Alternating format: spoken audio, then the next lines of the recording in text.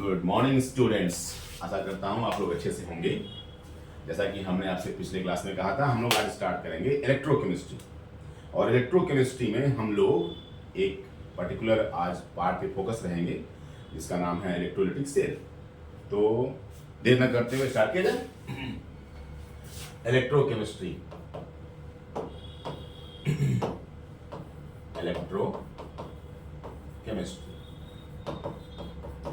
Electrochemistry में जिस शब्द का भी मैंने नाम लिया, वहां पे आने से पहले हम लोग एक दूसरे वर्ड से गुजरेंगे जिसका नाम है इलेक्ट्रोकेमिकल सेल।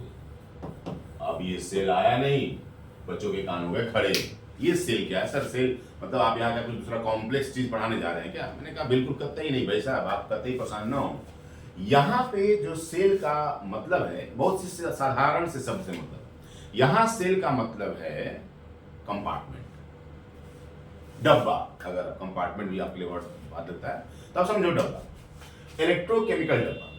यानी इलेक्ट्रोकेमिकल डब्बा मतलब, तो मैं आपको समझाता हूं, ऐसे डब्बे जिसमें कुछ खास तरह के केमिकल चेंजेस। कैसा डब्बा, कैसा कंपार्टमेंट? दो तरह के होते हैं, इनको स्टडी के तौर पर हमने डिवाइड किया है। एक को हम लोग बोलेंगे इलेक्ट्रोलिटिक सेल, इलेक्ट्रोलिटिक डब्बा, इलेक्ट्रोलिटिक सेल। एंड दूसरे को हम लोग बोलेंगे डैनियल सेल, डैनियल सेल। इस चर्चा में आज हम लोग का जो मेन ऑब्जेक्टिव रहेगा वो इलेक्ट्रोलिटिक सेल का अध्ययन करना। बेसिक पे तो मैं आपको शुरू में दोनों ही बताऊंगा। इलेक्ट्रोलिटिक सेल में क्या होता है और डैनियल सेल में क्या होता है, यानी ऐसा डब्बा जिसमें जो आप लोग इलेक्ट्रोलिटिक बोल रहे हैं उसका क्या मतलब है, और डैनियल के डब्बे का क्या मतलब है। डैनियल एक नाम है, साइंटिस्ट का नाम है, उनके नाम पे पढ़ा, इसलिए हम उसे डैनियल का डब्बा बोलेंगे। इलेक्ट्रोलिटिक सेल में क्या होता है? ऐसा डब्बा, ऐसा कंपार्टमेंट जिसके अंदर हम लोग देखेंगे इलेक्ट्रिकल एनर्जी को कन्वर्ट होते हुए केमिकल एनर्जी में। मैं लिखते चल रहा हूं, ऐसा compartment in which electrical energy will be converted into chemical energy, chemical energy. And in a very similar way इसका जस्ट अपोजिट प्रक्रिया होती है डैनियल सेल में। यहां प्रक्रिया होगी, यहां हम लोग देखेंगे कन्वर्ट होते हुए केमिकल एनर्जी को इलेक्ट्रिकल एनर्जी में, इलेक्ट्रिकल एनर्जी में। अब ये बात तो बेसिक हो गई, आओ इसको इलैबोरेट किया जाए। What do we mean when we are saying कि इलेक्ट्रिकल एनर्जी केमिकल एनर्जी में कन्वर्ट होती है? यहां पे हम लोग देखेंगे कि ऐसा जब कहा जा रहा है कि इलेक्ट्रिकल एनर्जी केमिकल एनर्जी में कन्वर्ट हो रही है, इसका मतलब ये जानिए कि ऐसे केमिकल चेंजेस जो अपने आप तो नहीं हो रहे थे, लेकिन वो किसी एक्सटर्नल एनर्जी के माध्यम से हो जाएंगे। जैसे ऐसे केमिकल चेंजेस जो अपने आप न हो रहे हो, इतना लंबा शब्द करने से बढ़िया है, हम लोगों ने थर्मोडायनेमिक्स में सीखा है, ऐसे चेंजेस को हम लोग बोलते हैं नॉन स्पॉन्टेनियस चेंजेस। तो हम लोग नॉन स्पॉन्टेनियस केमिकल चेंजेस को, नॉन स्पॉन्टेनियस केमिकल चेंजेस को फिजिबल कराएंगे with the help of,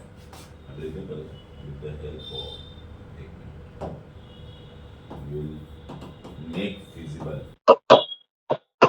feasible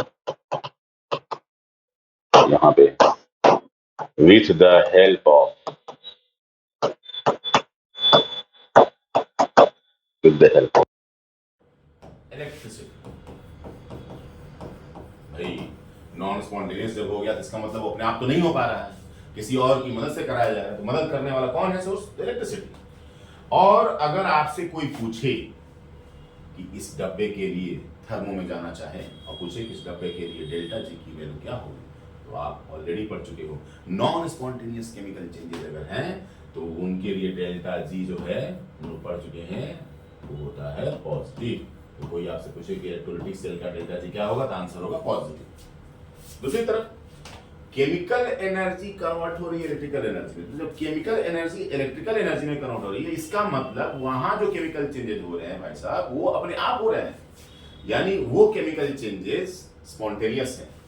यानी हम यहां पे लिखेंगे due to spontaneous chemical changes, एक लाइन लिख दे रहा हूं, due to spontaneous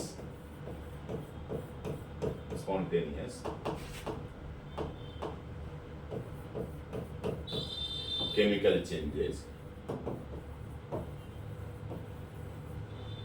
the electricity will appear, the electricity will appear in external circuit, in external circuit। अब यहाँ चूंकि प्रक्रिया स्पॉन्टेनियस हो गई, तो आप कह सकते हैं बहुत आराम से यहाँ का सर डेल्टा जी, यानी इस डैनियल के डब्बे के लिए जो डेल्टा जी होगा वो क्या होगा, नेगेटिव। इसको हम बाद में देखा जाए डैनियल के डब्बे को। फिलहाल हम लोग आज फोकस करेंगे इलेक्ट्रोलिटिक सेल पे। तो सबसे पहले इलेक्ट्रोलिटिक सेल पे हम लोग इस बात पे आए कि जो इलेक्ट्रोलिटिक सेल है ये किस तरह का दिखता है। तो इसका एक बेसिक डिपिक्शन मैं आपको दिखाता हूँ। आइए बड़ा कर देता पर इसको बाद में थोड़ा सा ले जाएगा। इसमें दो हम लोग रॉड लेते हैं। ऐसे रॉड को आम बोलचाल की भाषा में इलेक्ट्रोड बोला जाता है। कैसा रॉड, क्यों इलेक्ट्रोड बोला जाता है, इसकी एटिमोलॉजी पे हम लोग जाएं तो electrode is made up of two word, electric plus rod, यानी that rod which can carry the electricity, जो इलेक्ट्रिसिटी का कंडक्शन कर सके, उन्हें हम इलेक्ट्रोड बोलते हैं।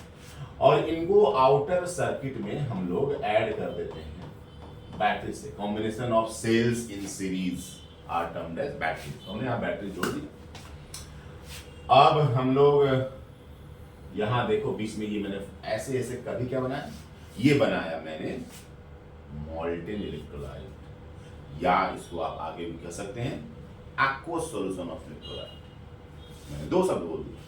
सरल भाषा में तो ये इलेक्ट्रोलाइट है, लेकिन जब हम इसके इलेक्ट्रोलिसिस का अध्ययन करेंगे तो इलेक्ट्रोलाइट की इलेक्ट्रोलिसिस दो तरीके की कराई जाएगी। तो पहले लिखते हैं मॉल्टेन इलेक्ट्रोलाइट की इलेक्ट्रोलिसिस पढ़नी हम लोग को, मॉल्टेन इलेक्ट्रोलाइट, और दूसरी तरफ aqueous solution, aqueous solution of electrolyte.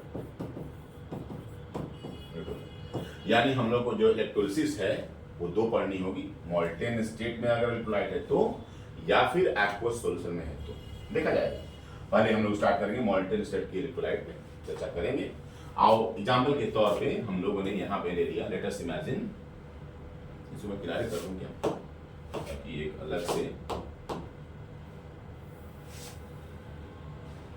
Part बचा जाए। आइए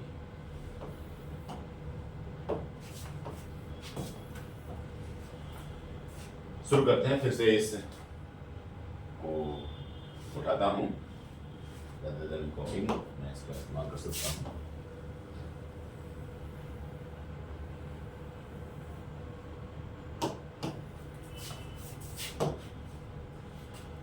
इस इलेक्ट्रिक रॉड में अब हम लोग इसके डेप्थ पे जाएं थोड़ा सा, क्योंकि इसमें इसको हमने इस रॉड को बैटरी के पॉजिटिव टर्मिनल से जोड़ा है, तो इसके ऊपर मैंने ऐसे पॉजिटिव टर्मिनल बना दिया, इसको बैटरी के नेगेटिव टर्मिनल से यहाँ पे नेगेटिव साइड बना दिया। आइए यहाँ से पहले हम लोग इलेक्ट्रोलिसिस पढ़ेंगे। Electrolysis of molten electrolyte, molten NaCl, molten NaCl।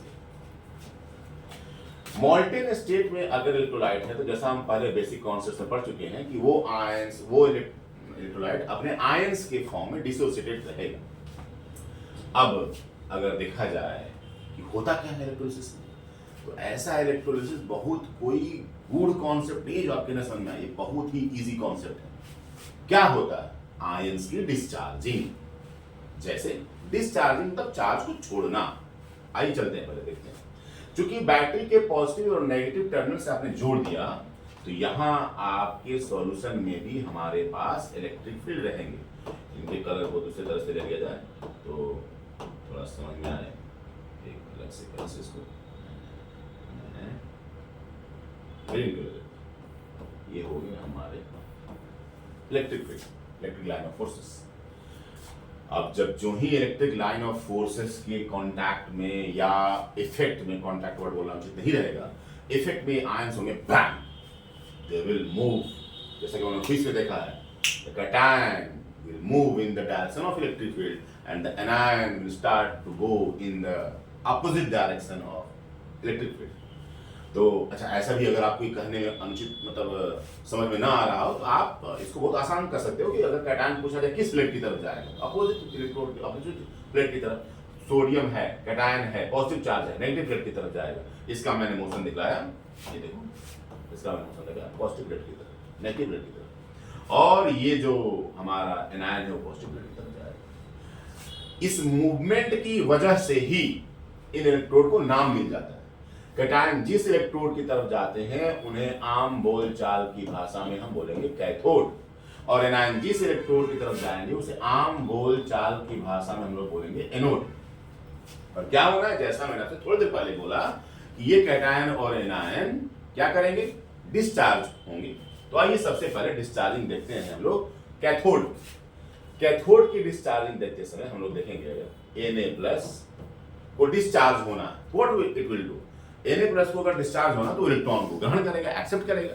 तो Na+ को एक सोडियम प्लस को कितने इलेक्ट्रॉन की जरूरत होगी डिस्चार्ज करने के लिए, then there will be the 1 electron. हम यहां पे लिखते हैं +1 इलेक्ट्रॉन।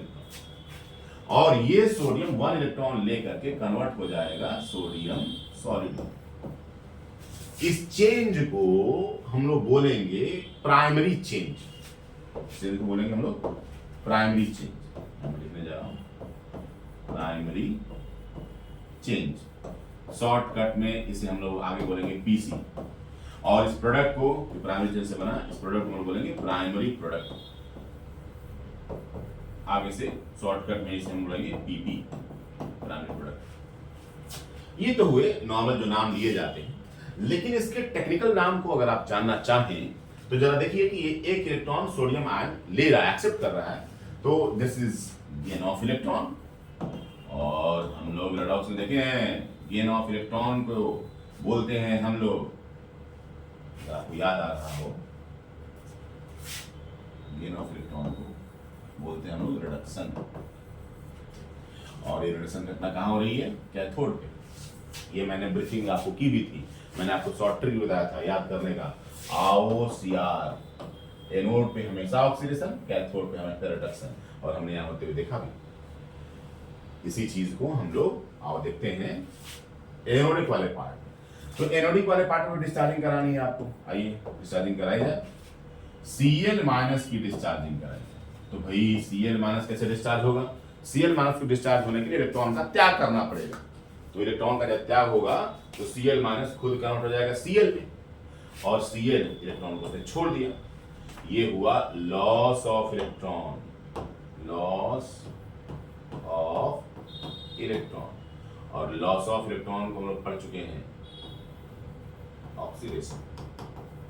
और ऑक्सीडेशन की घटना कहां हो रही है, एनोड पे, जो खुद कैसा टर्मिनल है, लिख दिया जाए एक बार, पॉजिटिव टर्मिनल। ये सब छोटे छोटे क्वेश्चन है जो पूछे जाते हैं, पॉजिटिव टर्मिनल। और ये कैसा कैथोड है बताइए आपका, नेगेटिव टर्मिनल, नेगेटिव टर्मिनल। आइए आगे बढ़ते हैं। इस चेन को हम लोग प्राइमरी चेन बोल देते हैं। अगर प्राइमरी चेन से बना हुआ प्रोडक्ट स्टेबल है, जैसे कि मैंने सोडियम वाले केस में दिखाया आपको, वो स्टेबल था, तो वो ठीक है, वो रिएक्शन वहीं तक रुक जाएगी। लेकिन अगर प्राइमरी चेन से बना हुआ प्रोडक्ट अनस्टेबल है, then it will go for the secondary change.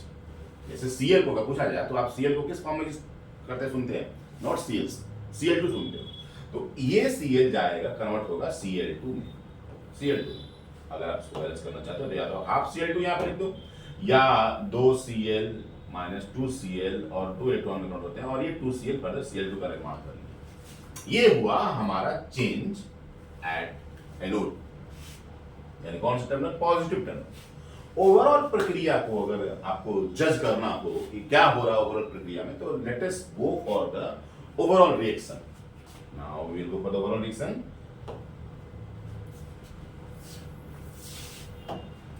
Overall reaction में AR will be symbolized for anodic reaction, and CR will for the cathodic reaction. Anodic reaction में क्या हुआ आइए लिखा जाए। एनोडिक रिएक्शन में आप देख रहे हैं ओवरऑल रिएक्शन में कि 2Cl माइनस इलेक्ट्रॉन का त्याग करते हुए छोड़ते हुए कन्वर्ट हो रहा है Cl2 में, और कैथोडिक रिएक्शन में आपने देखा कि सोडियम प्लस 1 इलेक्ट्रॉन एक्सेप्ट करके कन्वर्ट हो रहा है सोडियम। जब ओवरऑल रिएक्शन की चर्चा करेंगे हम लोग तो ये ध्यान रखेंगे कि चूंकि जो हमारा इलेक्ट्रॉन Cl माइनस ने छोड़ा वही इलेक्ट्रॉन यहां माइनस इलेक्ट्रॉन छोड़ा, वही इलेक्ट्रॉन ट्रैवल करते हुए इस कैथोडिक पार्ट में आएगा जो सोडियम के पास आ रहा है। तो हमें loss of electron is equal to gain of electron करना है। यानी इलेक्ट्रॉन को सरल भाषा में आप जानिए कि अगर बोलना है कि हमारे ओवरऑल रिएक्शन में इलेक्ट्रॉन अपीयर नहीं होना चाहिए तो क्या करें, हम इस इलेक्ट्रॉन को दो करने के लिए इस नीचे वाले रिएक्शन में यानी कैथोडिक रिएक्शन में 2 से मल्टीप्लाई कर देंगे। इसके कलर को बदल देता हूं ताकि आपको समझ में आए कि ये मल्टीप्लाई करके लिखा गया अलग से 2 सोडियम प्लस यहां लिख रहा हूं 2 इलेक्ट्रॉन, वेरी सॉरी 2 सोडियम, इसको हमने 1 की जगह 2 बना दिया, 2 इलेक्ट्रॉन एंड रिटर्न 2 सोडियम। अब ये दोनों इलेक्ट्रॉन आपस में क्या हो जाएंगे बताइए, कैंसिल, बाकी पार्ट जोड़। तो नेट सेल रिएक्शन या कंप्लीट सेल रिएक्शन सीसीआर बोलते हैं उसको, कंप्लीट सेल रिएक्शन। शॉर्टकट में रिएक्शन में लिख रहा हूं। आइए देखिए क्या हो जाएगा, ये हो जाएगा बताओ 2Na प्लस 2Cl माइनस और प्रोडक्ट वाले प्रोडक्ट दीजिए Cl2 प्लस, ये हुआ हमारा कंप्लीट सेल रिएक्शन। ये हुई हमारी बेसिक इलेक्ट्रोलिसिस, वेरी बेसिक चीज, ये कम जो इलेक्ट्रोलिसिस में आ रहा है।